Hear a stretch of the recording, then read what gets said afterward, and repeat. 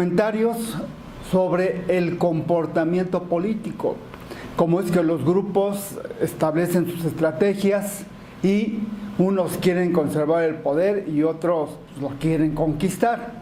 Estamos aquí en el proceso electoral de México, pero mira, antes, Nicaragua con el Frente Sandinista de Liberación Nacional fue un grupo guerrillero. Llega al proceso electoral en una negociación con los militares y acuerdan entrar a la democracia. Gana un proceso electoral el Frente Sandinista de Liberación Nacional, precisamente con Daniel Ortega, y en el primer periodo lo pierde. ¿Por qué? Pues porque jugaron, vamos a decir, de manera limpia, honesta. Después vuelve a recuperar el poder el Frente Sandinista de Liberación Nacional, otra vez con Daniel Ortega, y es quien se ha quedado en el poder 20 años. Y hoy, ante las manifestaciones de descontento de su sociedad, se ve en la necesidad, Daniel Ortega, de utilizar la fuerza. Parece una contradicción, cómo es que un gobierno emanado de una revolución hoy esté utilizando la fuerza para mantenerse en el poder. Para mí es muy sencillo, simplemente quiere conservar el poder porque tiene muchos privilegios. Y así está Nicaragua.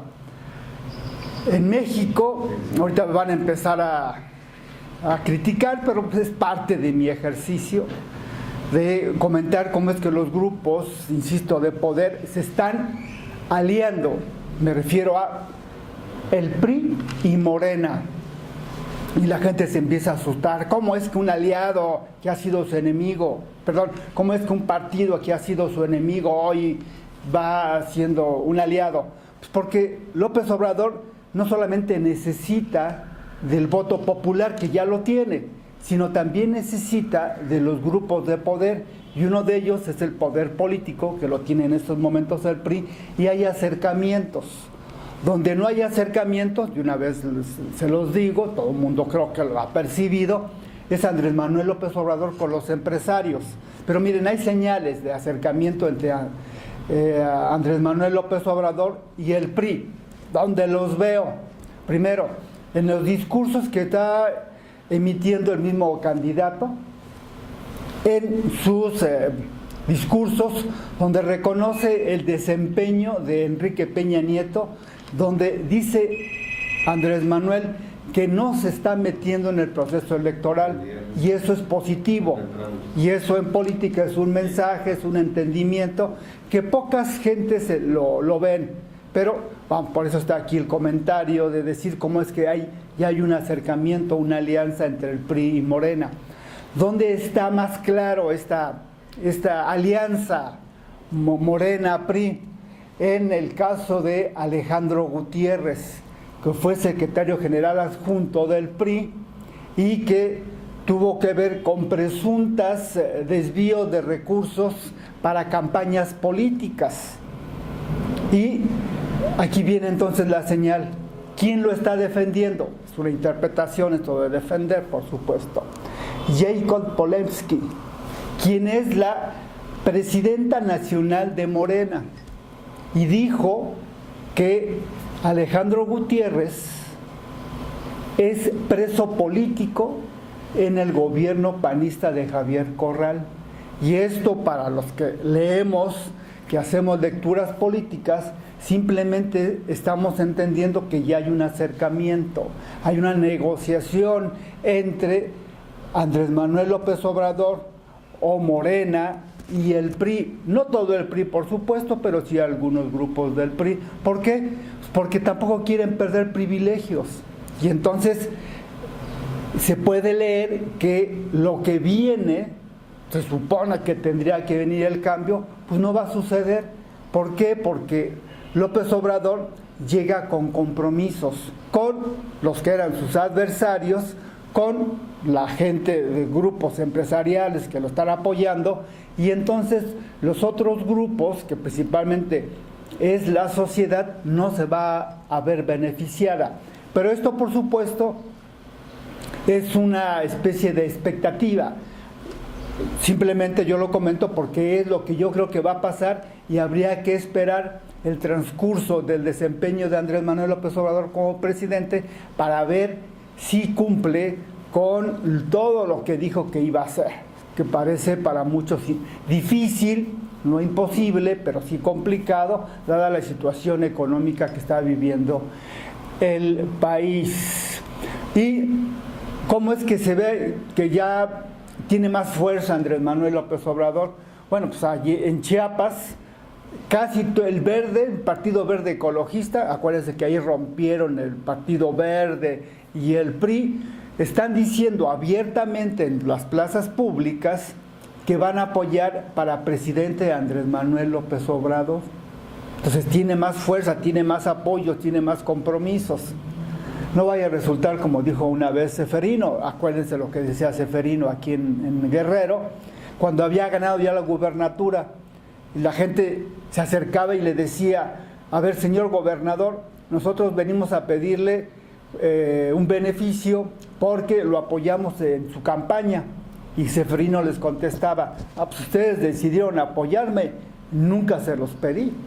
No, ahí sí no vaya a resultar también Andrés Manuel López Obrador con este tipo de actuaciones, porque entonces la sociedad pues, va a vivir un proceso difícil, pero va a entender cómo es la política.